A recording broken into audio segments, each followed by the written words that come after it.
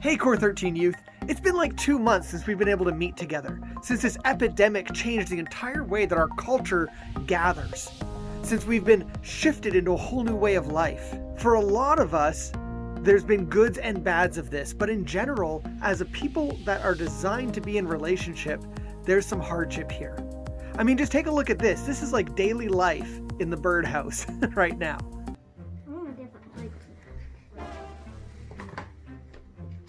Hey, that's my bird. That's not fair. Mom! Generally, our girls get along pretty well, and generally, so do Kathleen and I, and so do we with our kids. It's a pretty happy time overall.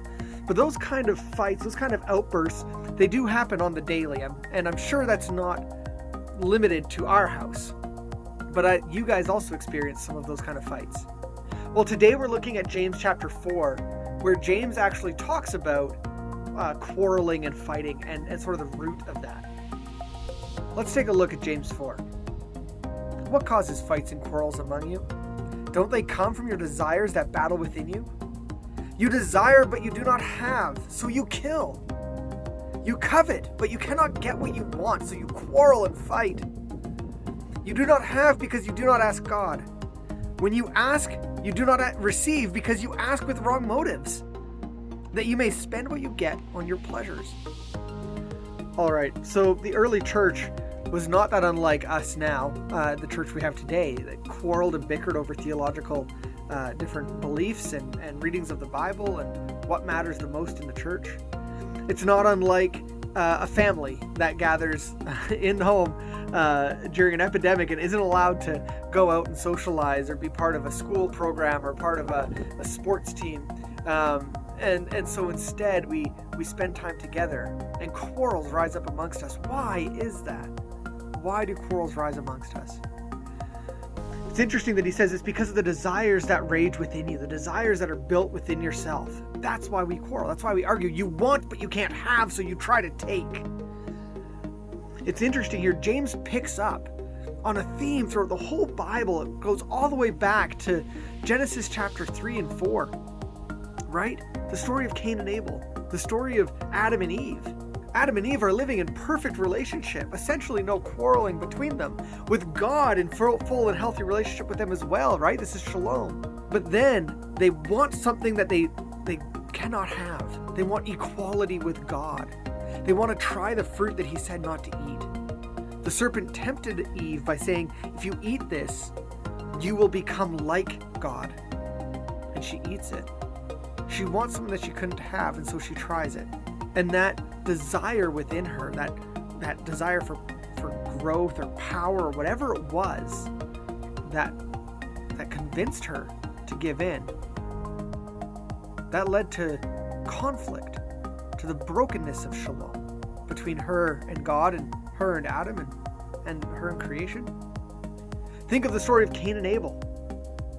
They both wanted God's blessing, and Abel brought the offering, and he brought it humbly, and he brought an animal offering, which was what God had asked for. And Cain didn't bring that. He didn't bring his best necessarily, and his heart wasn't humbled. And when he didn't receive the blessing, he was angry and frustrated. Why did Abel get the blessing and not me? And so he went out in the field one day with Abel, and in a fit of rage and jealousy, he picked up a rock and he smashes Abel and kills him. He wanted what he could not have, and so he kills. James picks up on this. This began in the beginning of the story at Genesis. This begins with the creation of man, with sin, with the fall, with the separation of relationship, with the brokenness of shalom. It all began there, but we see it playing out even now, even today, in the church that James was overseeing, in the church that we today live in our own families, in our homes. We experience this brokenness, this conflict, this pain. And it comes from within ourselves, this desire to have what we cannot. It actually, James references it earlier. He talks about it in James chapter 1, verse, I think it's 15 and 16. He says, each of us is tempted when by our own evil desires we are dragged away and enticed. And eventually that evil desire becomes sin, and that becomes death. So why are there quarrels and fights amongst us? It's because of our own evil desires. It's It's because of our own wants. It's because of our own brokenness and sin that we fight with one another. But that has to change. We want from God, but we don't ask correctly, and we get mad at God when He does not provide. So it's our evil desires. It's our own sins. It's our own brokenness that leads us to fights and quarrels. So what needs to change? What needs to change is the heart, the motivation by which we live, the heart by which we view our lives and our families and our relationships. I'm a big board gamer. You guys know that I really like board games. And I'm a very competitive person. I was an athlete when I was younger. Now I'm kind of too fat for that. But I was competitive, and I still am. And I play a board game and I get competitive. I want to win that board game. I'm a strategist. I want to outthink my opponent and beat them. And for a long time, the competition and the desire to win was so important to me. It was so essential to maybe part of my identity, maybe. It was a big part of who I was, and I would go to a table and not care who it was I was playing against. What mattered was that I beat them. At any cost. I could manipulate and control the game and control the person. Sometimes you got to play the person. So I'd manipulate the other person if I had to, and I'd try my best to win by any means necessary. And then I met someone who totally changed my approach to board games, and that person is Kathleen. That's my wife. I mean, we almost broke up once because we played a board game and I was merciless in the way that I destroyed her at this game. And she was just about ready to end that relationship right there. Maybe she should have. It might have been better for her. Anyways, she changed the way I looked at board games. I still play to win, and I don't let people beat me. So that when they do beat me, it's a fair win. They can claim that win. They can say, yeah, I won that. I battled Andrew. He was obviously trying his best. But I changed my attitude when I'm sitting at the table. My goal didn't change, but my heart, my motive, my way of approaching the entire situation changed. I no longer came to the table with the sole purpose of winning. I now come to the table with the goal of getting to know who I'm there with, caring about the heart of the other person, wanting to connect with that person as another human being, wanting to build relationship with them, and the game becomes a means to that relationship. And that doesn't mean that I let them win so that, oh, now we can be friends, because that's a silly foundation for a friendship. Maybe. But it does mean that I come into the game with less intensity. With an intensity that's more about the person. I'm intensely interested in building that relationship with you, with getting to know you and make sure that we're both having a good time here.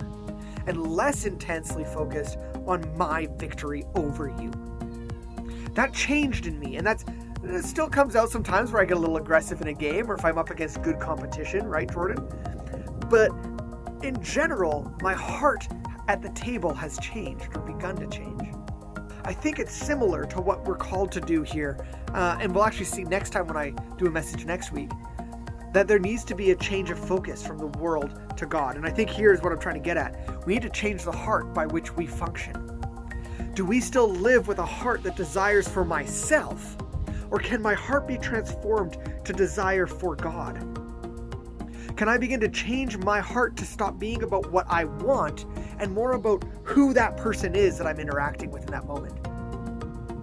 In my little clip earlier, Olivia wanted a pencil that was blue. Lucy was coloring with one. That was convenient, so Olivia grabbed it and colored with it. And now that was a little bit of a show, and you could see Olivia kind of smiling. But the reality is that happens in our house all the time. And like her taking a marker out of the hand, that legitimately happens. Because in that moment, Olivia's not thinking about Lucy's heart or about what Lucy needs or how Lucy feels. She's thinking about what she needs. Olivia's thinking, I need a blue marker right now. And there's one there. I'm just going to take it. Her motivation is self-focused. It's a selfish desire. But what if she could think about how would Lucy feel when I do this? How would Lucy feel? Maybe Lucy needs that blue pencil right now. There's a difference in the heart and the tone of that approach. Oh, I need that. Give that to me. Versus, hey, I'd also like to use that, but using that marker is secondary to making sure that you and I remain in good relationship, in friendship, in health. Shalom being rebuilt in the home is more important than what I want in each given moment. It is so huge right now that as Christians in this time of being at home with family, that we be focused on developing shalom in the home, on seeking relationship with the other. And ultimately, we can only do that really effectively, and we do that most effectively when we're seeking relationship with God and putting Him first. So that's my encouragement to you guys this week. Let's not let our own desires get in the way of good relationship. Let's not let our own wants get in the way of restoring shalom. It's the oldest sin, it's the oldest story. It goes all the way back to Genesis 1, or Genesis 3, I guess, is when it first happens. But we have an opportunity here. We have Jesus in our life who has shown us another way. We have the Bible that outlines God's design and His intent and His character to us. We have an opportunity to live in a new reality with a new way of thinking, to have our hearts transformed. Maybe you want to reflect a little bit on some of your own desires, some of the things that drive you. What are the fights you've had recently, and what was driving that fight for you? What desire was that fight trying to meet? Or what event happened before the fight that was built on some of your desires? Maybe that's something to think about this week. Call up your small group members and your small group leaders. Stay connected. See what they're up to. See what they think on this topic. Talk to them about this. Process it together. If you're not part of our WhatsApp group chat, I'd encourage you to get on there. Just send me a text asking for an invitation link and I'll send you one. We do lots of fun stuff on there. We chat, I share videos, we share Bible studies. Sometimes people just share interesting things about what's going on, or there's some really odd conversations that happen. A couple weeks ago, we had a competition and somebody won a DQ, a Blizzard. And like, that was pretty cool. And it got delivered to their home by one of our youth leaders. Like, that kind of stuff's kind of cool. I'd encourage you to be on our WhatsApp chat and stay connected there. Also part of our WhatsApp chat is we've been doing morning prayer, which is something we have done for the past 2 years in the school parking lot. But now we're doing it just online. So on WhatsApp in the mornings at about 8:35, I send out a message that just says, hey, this morning, let's pray together for this small group. And I list one of the small groups, and sometimes I add another prayer item in there about something in our community or something in someone's life that I've heard about. So I'd encourage you guys to be praying every morning like we used to at the school. And if you want a prompt for that, be part of our WhatsApp group and pray when I send out that prompt. Well, I look forward to hearing from each of you again soon and meeting with you guys again soon. I'm not sure when that will be yet, but I look forward to the day when we are gathered together once again to do our youth program, to just visit together, to play games together, and to study the Word of God in person together. I am excited for that day, and I look forward to it. See you later, guys, and have a good